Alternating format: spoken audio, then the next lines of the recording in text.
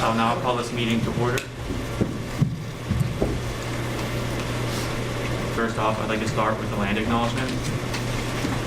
ASG acknowledges with respect that the land we are on today is the traditional and ancestral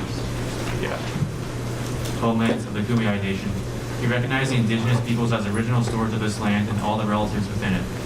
As these words of acknowledgement are spoken and heard, the ties nations have to their traditional homelands are renewed and reaffirmed. Next up, we'll have roll call.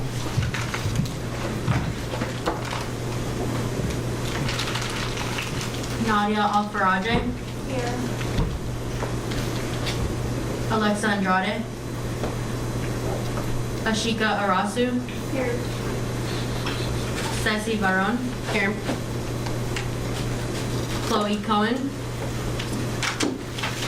Kimberly Cruz. Here.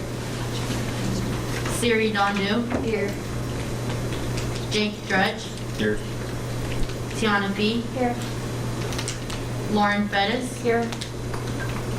Eliza Giroux. Here. Brendan Gravel. Chloe Holm. Here. Claire Ingray. Arissa LeLevier. Here. Natalia Mena. Here. Elizabeth Mickelson. Here. Connor Nichols. Here. Sabrina Richards. Oscar Rubio. Here. Melissa Tumlos. Here. Daniela Velarde. Madeline Wu.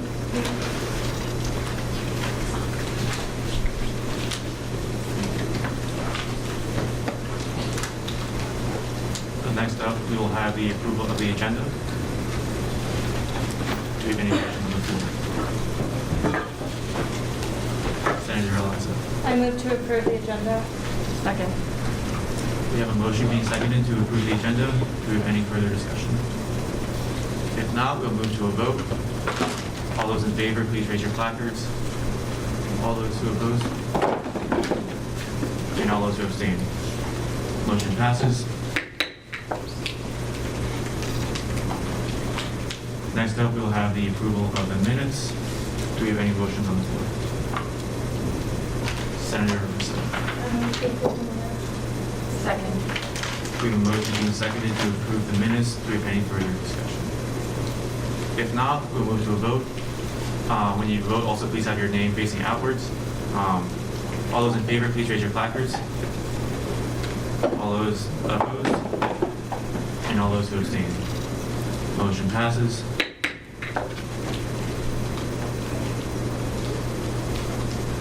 Next up, report from the Speaker of the Senate. So there's an Alcala Bazaar sign-up sheet since the Alcala Bazaar is approaching.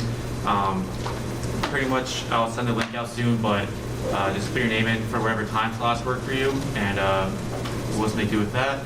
And then there is a vacant senator position, for a senator to take in ASGBC, the Budget Committee.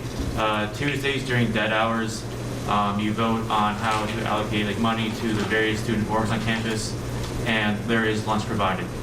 Additionally, there's a vacant athletic coordinator position available in the student-led committee. So if you're interested, feel free to contact me and we can talk about it. I'd love to appoint you. And then also, my bad, I should have mentioned, but also if you could please come in business casual, if possible, to the Senate meetings, that would be great, but that is my bad. And then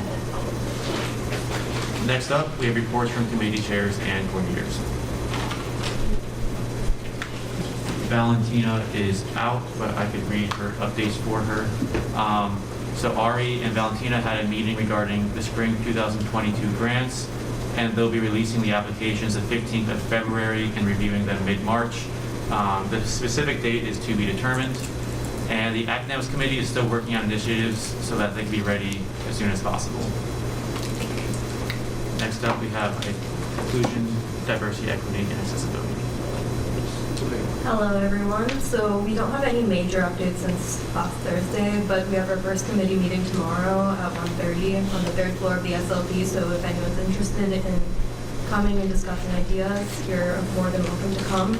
Other than that, some upcoming events related to the IDEA themes are that the UFMC is hosting the Lunar New Year pop-up on February 9th from 2 to 3 p.m. Strongly recommend that everyone attends. And there's also a Safe Space Allies training on February 15th from 2 to 4:30 and on March 23rd from 10 to 12:30. There's a link to sign up on the slide, or I can also share that with you all if you're interested. And yeah, if you have any questions, feel free to reach out. Hi, everyone. I apologize for not updating my slide. I updated it on the slides. The Student Org Committee will be meeting on Wednesdays at 1 p.m. and we will be establishing a plan going forward with the survey responses from the Student Org Mixer. We're pretty much done with registration, our club registrations, so we'll go ahead and be focusing on this from now on. Hello, everybody. So Student Life Committee submitted 2 Senate initiative requests, and they were both approved, which I'm super pumped about. We're going to have an event on Valentine's Day, which is on Monday from 11:45 to 1. We're going to be handing out buntinis, and we're going to have a banner where students can interact and kind of talk about like what their favorite memory is from USD, and kind of get them to get to know what Student Life Committee is about, how we can better serve our constituents, and all of that good stuff. If any of you are available during that time, even if you're not on Student Life Committee, I would love if you could come. If you can like send me a G-chat or a text or an email or whatever, and just let me know. We'd love to just have a bigger presence there. You can wear your name tag and then just get to talk about why you like ASG. And then our grocery lift rides are starting back up on Sunday from 12 to 4. Like last semester, they'll run bi-weekly to and from USD and Target and Mission Valley. We still have hella tote bags to give away. So the first 140 people who use it will get a tote bag. That is the lift code up there. We're gonna have our A-frames around the campus soon enough. And then my final update is Student Life Committee had previously been working on an initiative to get masks in our dining halls around campus. And auxiliaries just decided that that was such a good idea that they were going to do it themselves after I talked to them about it. So that's really exciting. But those will be around. So, yeah.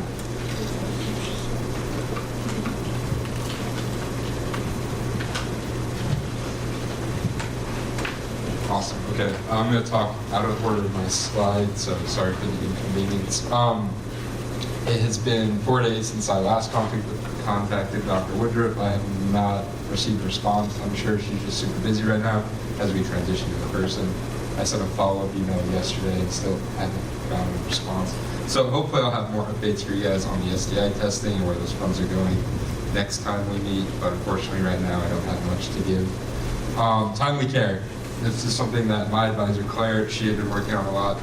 She asked me to kind of plug this. They're giving away a $100 Amazon gift card randomly to one of the first 100 people who signed up for the app. I did it this morning. It's super easy. You just put in your student information. You align with the organization, which is the University of San Diego. Very easy to get all these great benefits. There's yoga, meditation classes, mental health resources, physical health resources that can connect you to physicians off campus. Really cool program. If you guys are interested, I really highly recommend that you guys get into this. And then just anecdotally, a lot of my friends have been getting sick this past week, so please just wash your hands, avoid touching your eyes, nose, mouth, and let's stay healthy and not get everybody sick as we move in person. Thank you. Hello everybody, hope you all are doing well. I'm working with Shan to update the sustainable purchasing guidelines to hopefully have some more actionable items that the centers can act on. And I'm currently researching how other universities handle the OSI program, seeing as how the boxes are not being returned and it's hard to wash them and store them. I'm also looking to follow through on the menstrual cups. If you don't know or weren't here last semester, ASG funded the Women's Commons with money to purchase menstrual cups for students, and I'm just going to follow up to see how we can distribute those to students. And now I am also planning a Sustainability Coalition meeting 2 weeks from now. All right, thanks.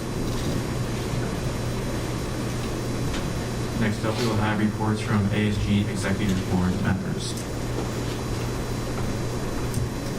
All right, hi everyone, happy Tuesday. Hope everyone is doing well. So exec has been working on setting up SMART goals for this semester. We decided to focus on 4 topics. They are supporting our underrepresented students, increasing student engagement, auxiliary, and wellness. So we're still finalizing those SMART goals, but I'm more than happy to share with you all if there's any way for collaboration, or if you just want to also hold ASG overall accountable for it too. And then Alcala Bazaar is happening on Tuesday, February 15th. So you will all be getting a sign-up sheet if you haven't already. Please, if you're able to attend, we really encourage you all to be there so you can speak to constituents about what ASG is, what your role is, and also we still have vacancies, so that's a great way to recruit more senators, and also just again, letting your constituents know who you are and what you've been working on. Commencement Committee is starting to finally meet this semester, and Shan, our finance chair, will be attending those for me just because I cannot make it since I have class, but I'm sure she'll update you all if there's any important information. And if, again, you have any questions, please don't hesitate to email me at any time. Thanks. Well, hello there, everyone, and hello to our new senators that I briefly met prior to this. Congratulations again, and welcome to Senate. So a little bit in terms of my updates from University Senate. A couple of professors had expressed some concerns about how students who may be asymptomatic and have to enter into some of the indoor buildings to get tested on campus. They were concerned as in terms of safety, especially if the person has to remove their mask and has to get the little stick up their nose in order to get their results back. So that was something that they brought up of concern, especially to the COVID action team that was present in the meeting. I was also contacted prior to the beginning of University Senate. Students had expressed that some professors had been using dead names instead of their appropriate names as to how they identify. And a dead name is typically an individual who's changed their name, most commonly attributed to trans or non-binary individuals, but it can be anyone within the spectrum who's changed their name. So definitely ensuring that our non-binary and trans individuals on campus feel respected and that they are also just represented as well. Another thing in terms of that is I met with Valentina one-on-one. So as I had mentioned on her announcements that February 15th we will be releasing the deadlines, and then I will also be contacting some of the professors that took their time to help us out, which is great. So hopefully they can come in again. I'll also be meeting with Lou, Chia, and Catherine to help promote and plan VivlyU as well, in addition with New York Times. And I believe, if this is correct, that the drop date for classes is February 15th. So we're trying to schedule in between that time period for marketing. But yeah, thank you once again. Hi everyone. As I mentioned last week, I did meet with auxiliary, and we're going to meet with them again just because there's some confusion about where the $500 limit came from. They said that we made it. I don't think that's true, so we're going to try and figure that out, and I'll give you guys more updates when we figure it out. And then just some events listed up here. Sarah reached out to Kaya, who's the BSU president. It's Black History Month. This is a list of some of the stuff that they're putting on this month. We talk a lot about showing up for these communities, but we actually need to go out and boots on the ground, meet people and get to know them. So this is a list of events.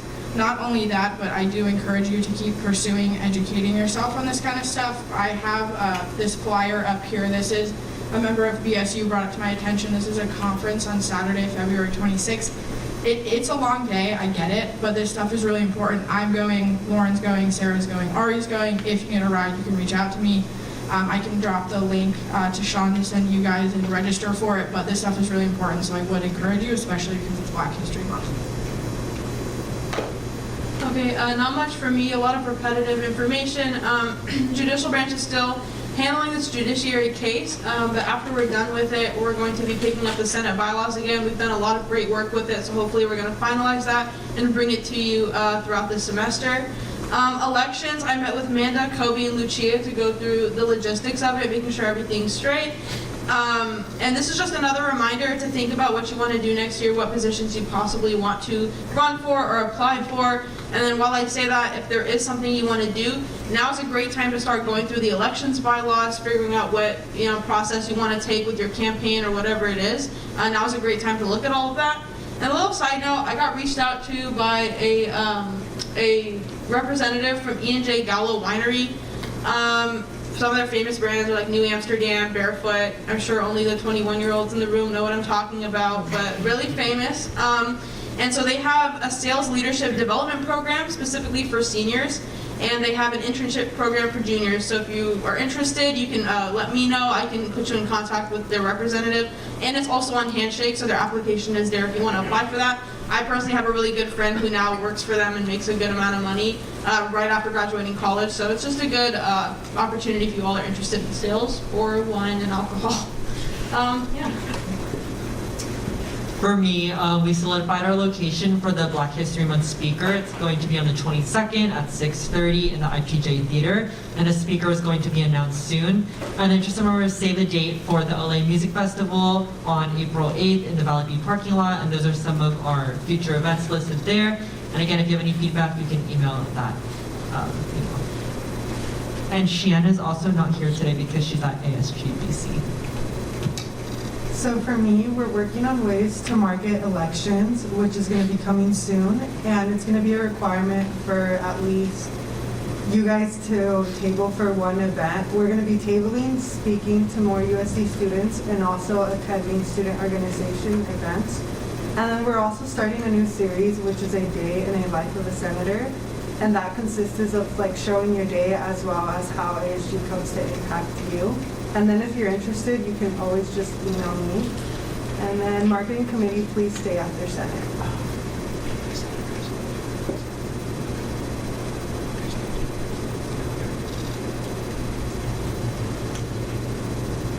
So next up, we have our first item of new business. Dr. Dixon Reed is not here yet. She'll be around here in about 10 minutes.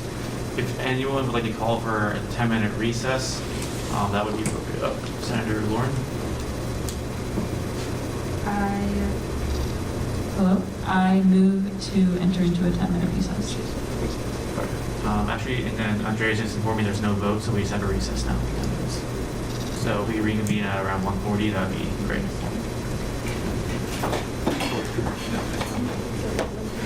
Please use like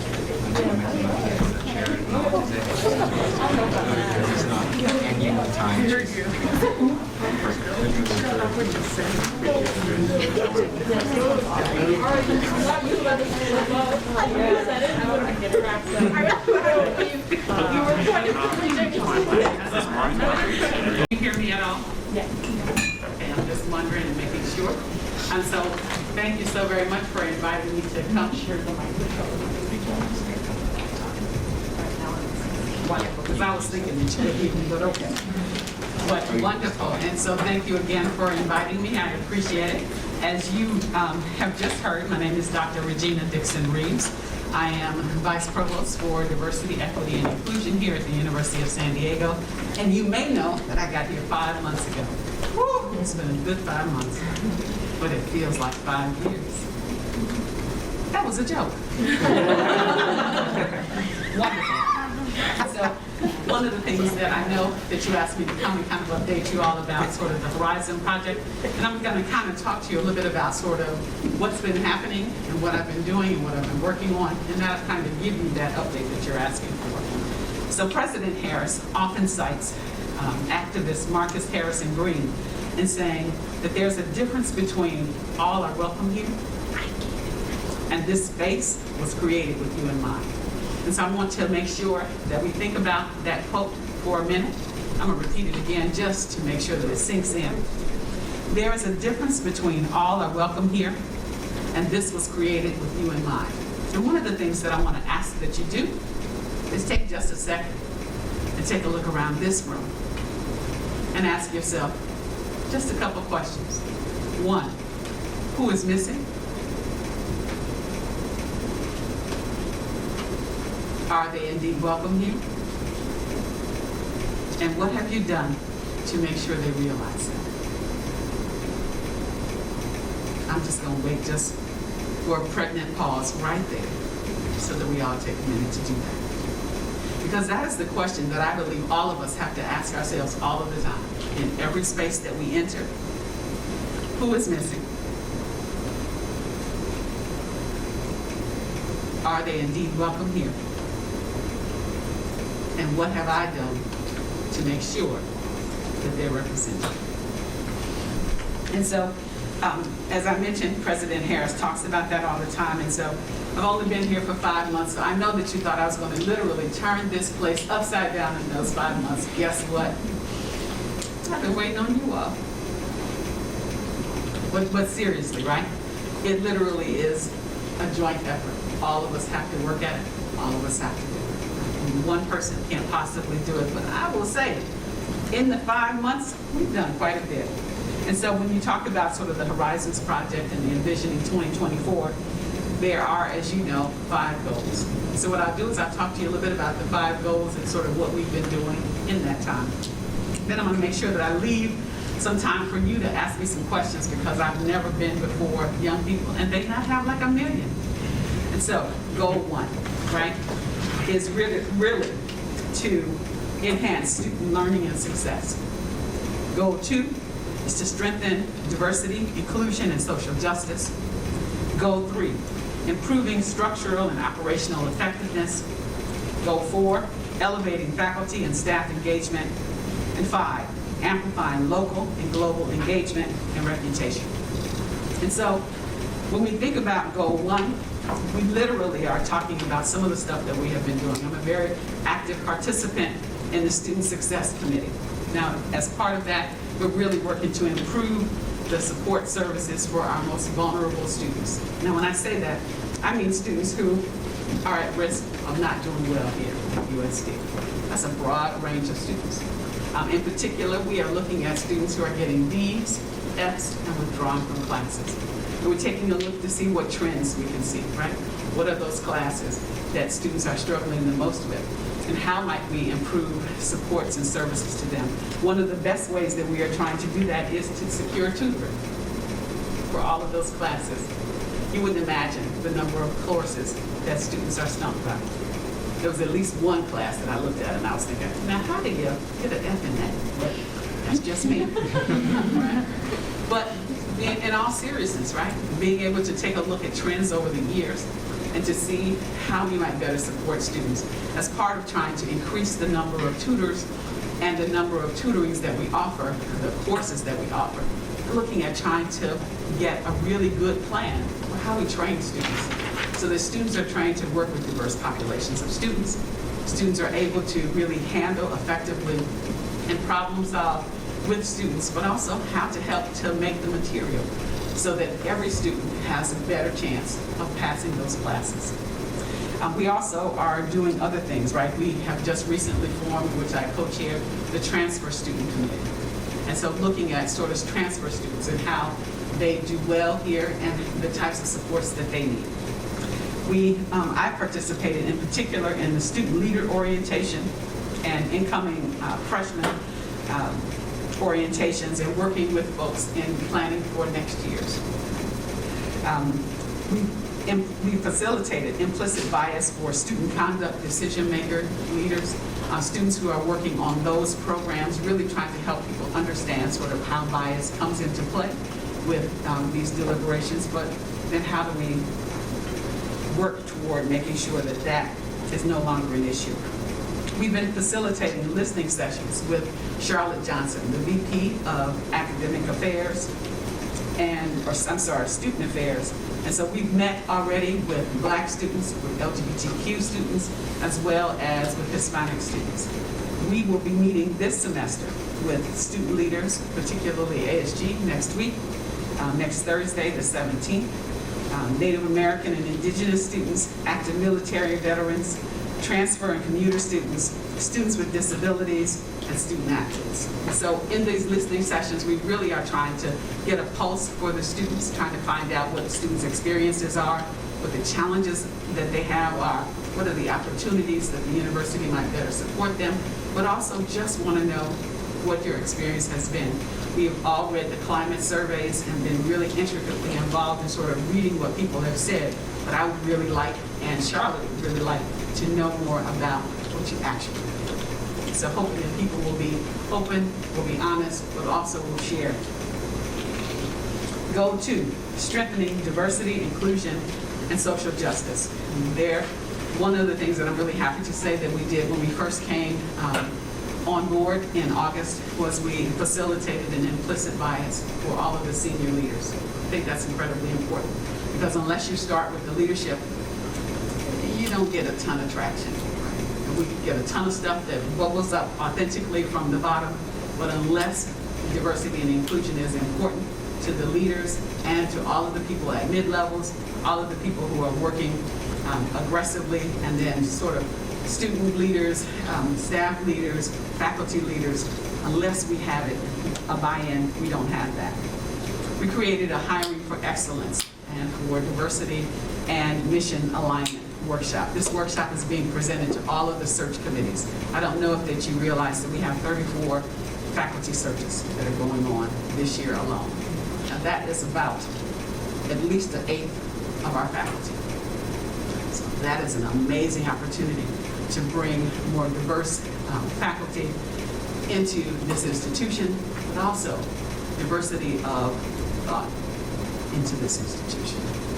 And so we've been doing interviews, we've been working with the search committees, but then after we work with the search committees, I actually am part of the interview protocol and panel.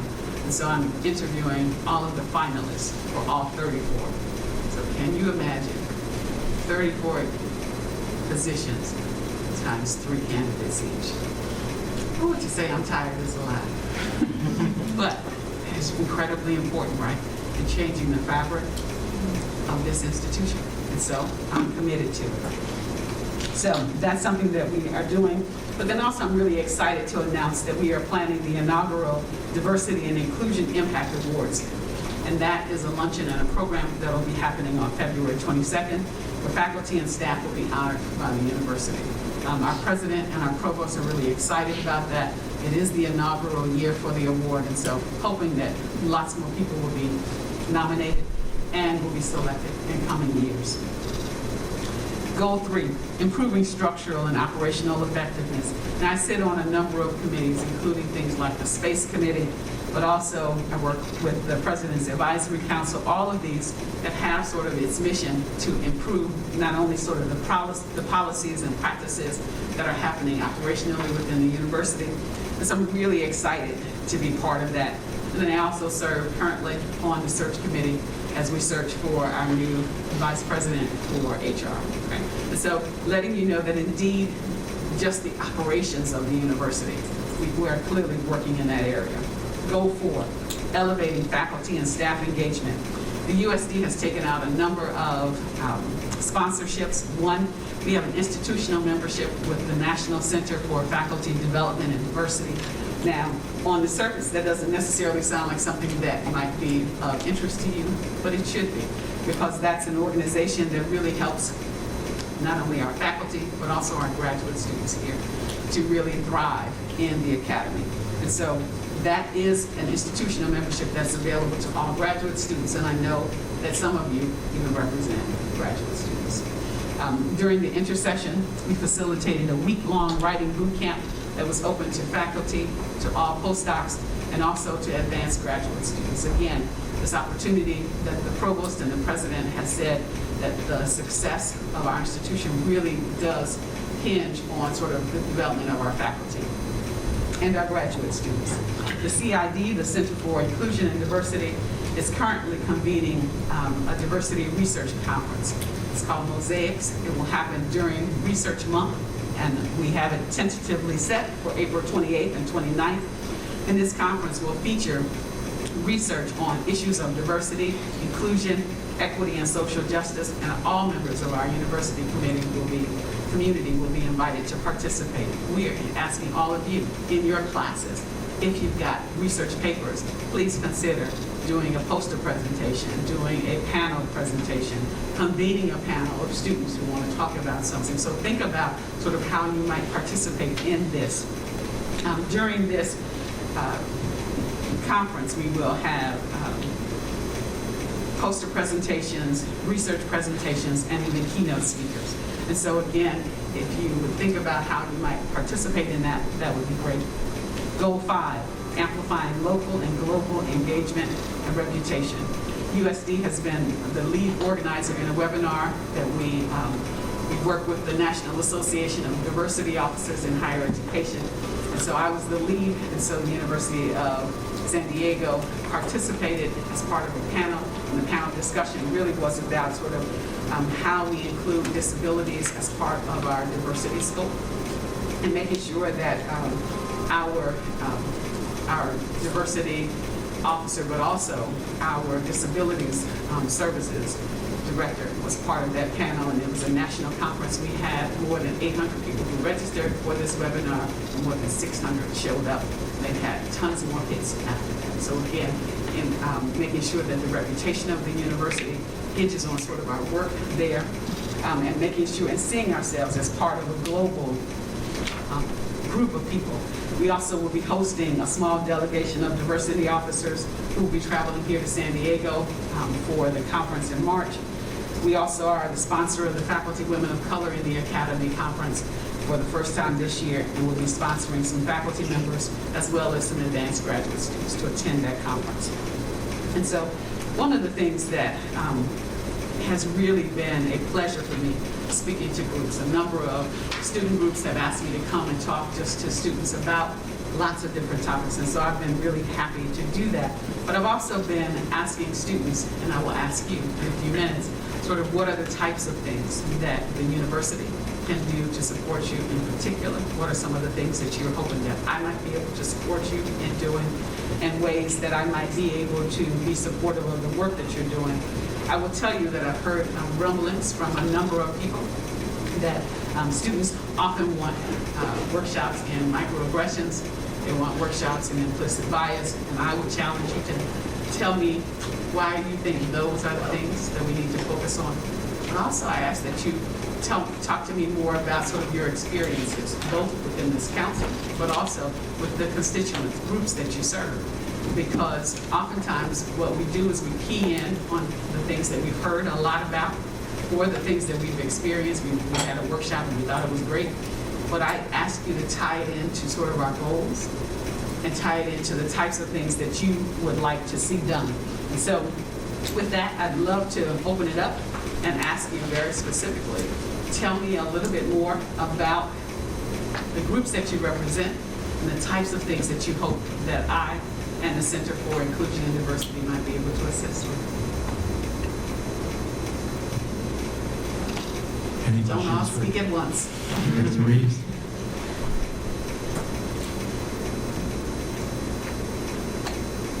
Any of these worked up? Thank you, Senator Lund.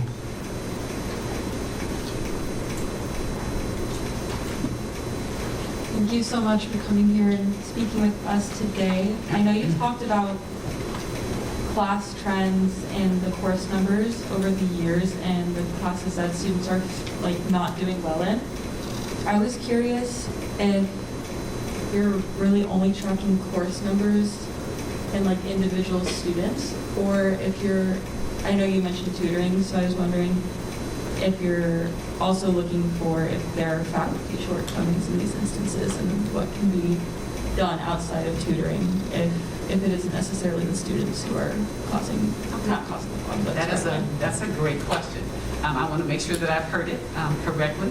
You're wondering, I just mentioned the fact that in the student success group committee that we are looking at students. So we're looking at lots of different things about student success. The one in particular that I thought that you might be interested in is our sort of work in looking at sort of students who are failing courses or at risk for failing courses, right? And so, no, that is not the only thing that we're tracking. Tutoring is incredibly important, particularly since we have an early warning system, so that we know by midterm whether or not students are at risk, and then we track to see whether or not those students have indeed failed those courses or withdrawn. And so that was the only sort of reference to that. Yes, we're doing a lot of things in terms of working with faculty. One of the things that our center is doing we're working with the Center for Educational Excellence, and we are doing workshops on sort of improving teachers' teaching techniques, particularly teaching inclusively.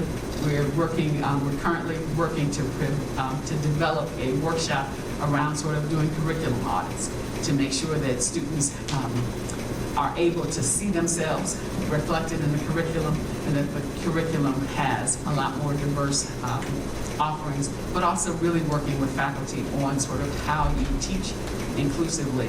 What are the best practices of teaching, particularly since we know that after coming through COVID, right, we've learned a number of things about sort of teaching and how you teach in a way that reaches all students.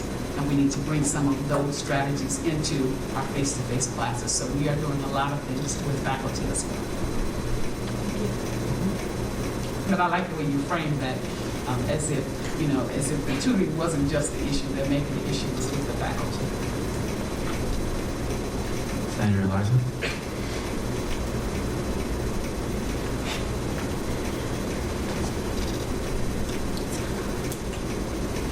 First, I just wanted to thank you for coming in today. It was really great being able to hear,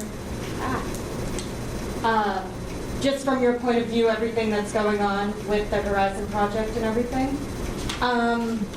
One group that I didn't hear you mention is first-generation college students, and that's a group that I've been hearing a lot from, that they can struggle with, like, after college or coming into college, just without having the same frame of reference that other students have. So I just wanted to suggest that as a group of students you can reach out to. Okay, for our listening tour. Thank you so very much. Now, one of the things that we tried not to isolate particular groups that might be marginalized in that way. It's interesting that you would say that, though, because we clearly could put out a session. What in our understanding is that we have had a couple of students who are first generation who have participated, and they participate in all of these other groups, so we've been listening to them. But definitely we can see if people would be interested in coming. I know that in Student Support Services, they've got a ton of programming. I know that in our Student Success Committee, we talk about first generation, low income, students who are ethnic minorities, but also students who are immigrants. So we have a whole set of students. So when you ask me about that, right, we are talking about all of that. But it would be great to just sort of hear from the experiences of first generation students, and I will definitely bring that up. Thank you.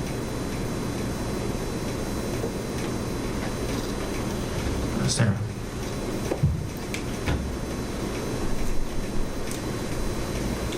Yeah, I want to echo what everyone else has said, and thanking you for coming. Thanking you so much for coming. A lot of the things that you talked about are very near and dear to my heart, so I really appreciate it, and hopefully we can set up a meeting to talk more about it. And so as you were speaking, and I've looked through the Horizon Project website, immediately my eyes are drawn to the term social justice. And a lot of my friends identify as people part of marginalized communities, and we're in constant dialogue of this, and I feel like there's a massive level of distrust between members of this community on campus and the administration, especially regarding things like social justice, where, you know, I'm going to say I identify as someone from a marginalized community. I feel like we see the social justice that administration at USD wants to achieve in a more performative aspect. So I'm curious to see, and you know, USD is founded on colonialism, and that's just what it is. We occupy this land that was never ours to begin with. So knowing that history and knowing the performative aspect that we see USD constantly kind of show, how do you plan on moving past this performative aspect and really getting to the root of social justice, which, you know, achieving social justice is never a peaceful thing. It's radical and violent, and that's just what it is. So I'm curious to see how you plan on doing that. That is an interesting question. May I ask a follow-up question? In general, what might you like to see us do in terms of social justice, right? Particularly when you say that social justice is never something that is achieved, you know, peacefully. Talk to me about some of the things that you might like to see. For me personally, I think that social justice comes with the giving up of like privilege in certain communities, and at least in my experience at USD, I think it's hard for people to grasp the concept of equity without understanding that in order to achieve that, there are things that you have to give up in order for all communities to prosper. So that's kind of where I'm headed with that. Okay, and so can you give me an example of what would effectively be a social justice solution that you might be pleased with? Well, see, sorry. Please. Just trying to follow Robert. But I think, and that's something I don't have the answer to. I don't think anyone does, right? But I'm willing to have a dialogue with you about it, having a conversation about it. But I just wanted to bring it to the table and kind of plant that seed, and hopefully we can work on it together. Excellent. And so the only reason that I'm pushing you on that, right, is this whole notion that as an institution, we, I think, are doing some things. I'll give you an example of what we did in December. In December, we had a celebration of Native American graduates. We had about 11 people who were graduating in December. And so we wanted to make sure they've had a celebration before, but we wanted to make sure that it was something that honored sort of their traditions, but also that recognized sort of their struggle. If you take a look, unfortunately, I don't have a copy with me. I have some in my office, but if you look on the back of our program acknowledges, we did a land acknowledgement, but it went beyond sort of acknowledging that, you know, we are on Kumeyaay land, but it talked about sort of the challenges that Native American and Indigenous students have faced as a result of colonialism, right, you know, forced education, being separated from their families, right? So we talked about that on that acknowledgement, and we talked about sort of their resilience and their spirit in persevering for an education. Now, I would hope that you would think that's not performative, right? Because clearly, that was more than anything I've ever seen written on anything that we've done here at USD. We also tried to make sure that we brought in authentic Native American people to actually help us do the blessings for that ceremony, but also, right, really committing to make sure that students do well here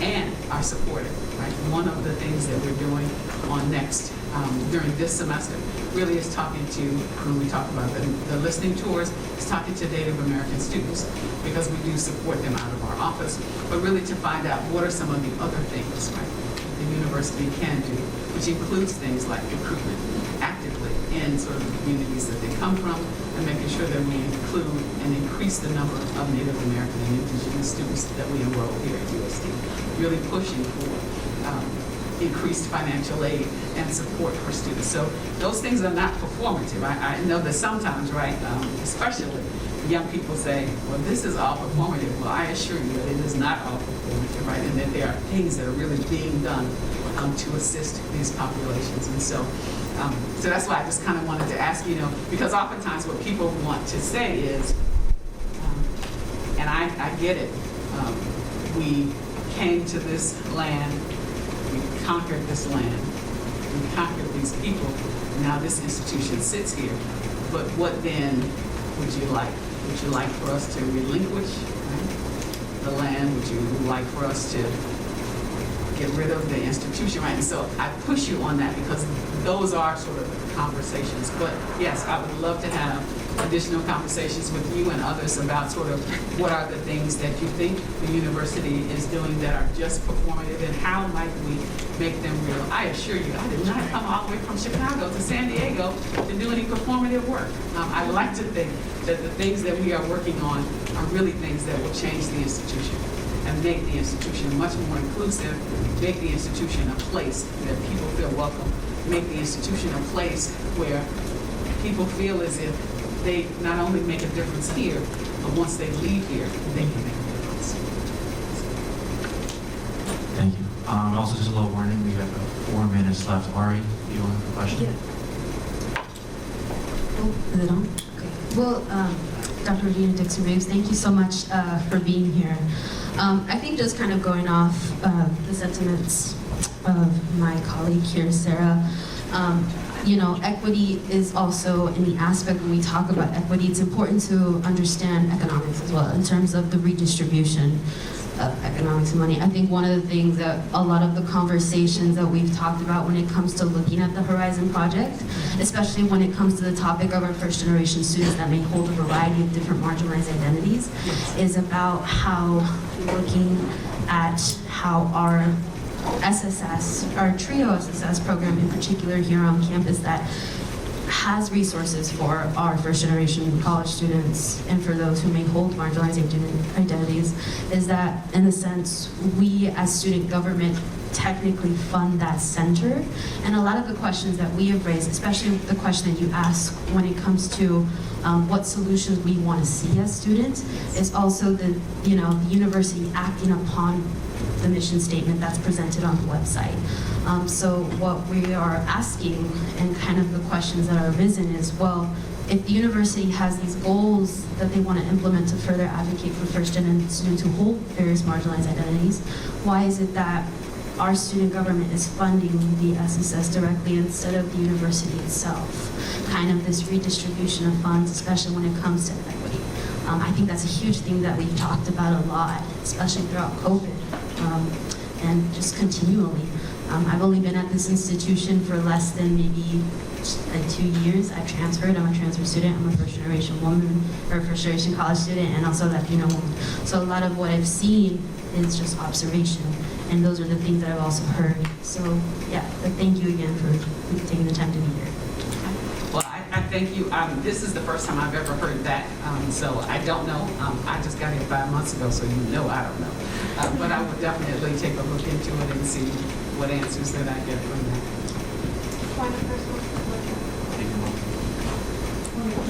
Taken well.